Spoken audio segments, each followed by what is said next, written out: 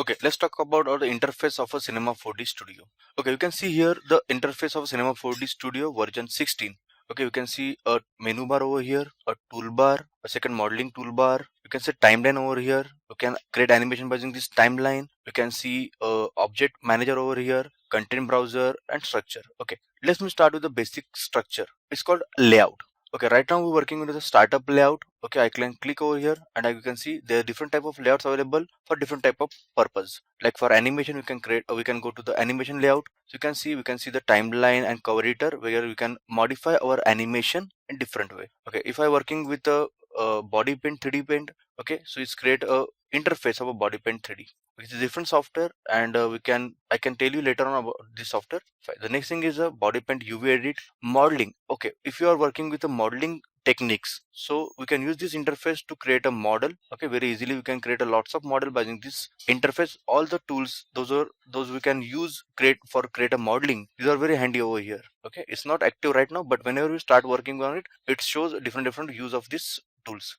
Next thing is a motion tracking. Okay, if you creating a, you can, if you adding any 3D object in a live shoot or live footage, okay, that time you can use this motion tracking layout to track that live footage and insert a 3D object, 3D character, 3D effects, 3D text, whatever it is, inside that live footage, and it's look more real or more realistic in that live footage. Okay, I will explain that thing again later. Okay, we are seeing a interface. Okay, next thing is sculpting. Okay, this is for a detail modeling, something like if you want to create a rashes on a face, pimples or something like that in a 3D character, on a 3D character. If you want to create something like a stone, something like a stone, a grain on that, okay, that time we can use this sculpting module, sculpting layout, that will have lots of tools that can be used by while sculpting. It's like a real sculpting, a real world sculpting. The next thing is standard. Okay, whatever we start with the standard is a very basic one, and I prefer to work with this layout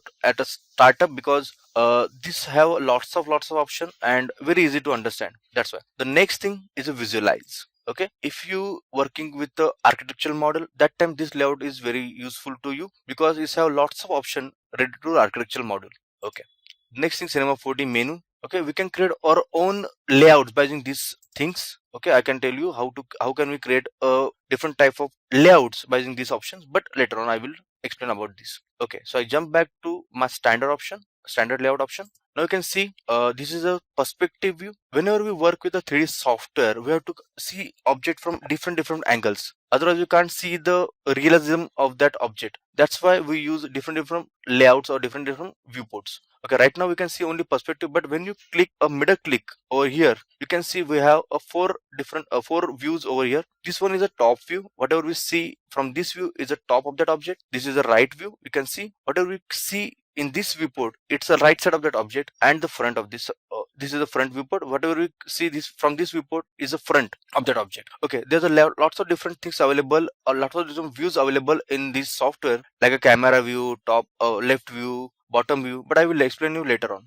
Okay, when I click again middle click it, okay, it's become okay. We can maximize that any viewport where we middle click it. If I want to maximize top viewport, okay, I just click over here and you can see I maximize the top viewport. Again I place middle click and I go back to a 4 view viewport, 4 view layout. Okay, fine, I just jump back to the perspective. Okay, the most important thing when we start any project is a project setting. Okay, where you can see the project setting. If you can't find a project setting over here, don't worry, just go to edit and you can see the project setting is available over here.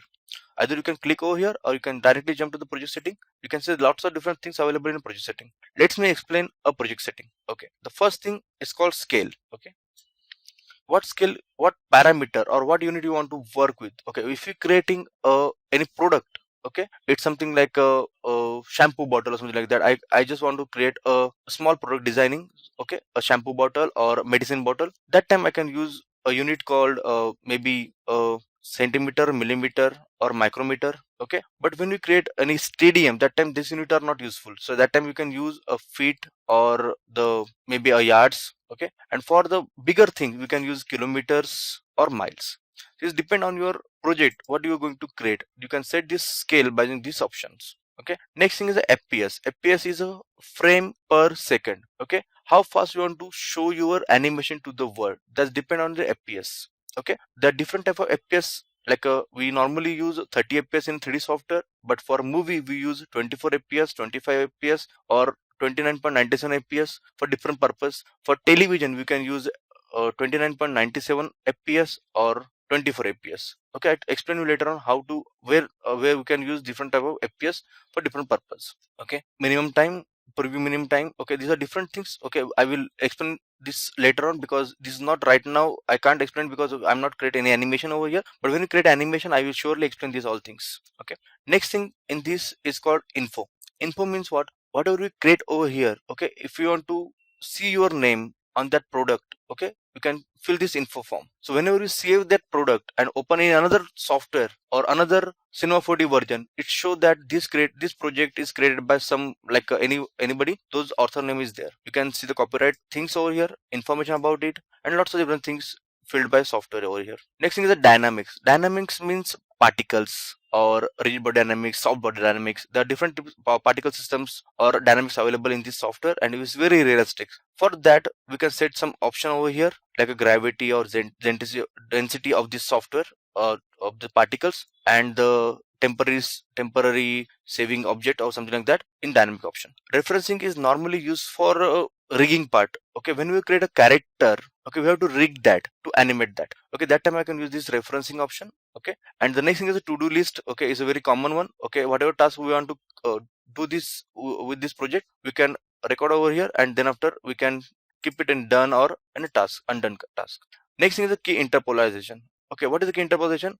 It's normally used for animation. Whenever we create animation, okay, for smoothness of that animation we have to do keyframing, and that time you can use this option to smooth out our animation, or maybe a rigid animation like a robot, or a smooth animation like a human being. That time you can use these functions to create a perfect animation. Okay, now next thing, it's a toolbar. Okay, let me start with this toolbar. Okay, these are toolbar over here. You can see these are tearable. Tearable means what? We can tear it and we can drag it over here.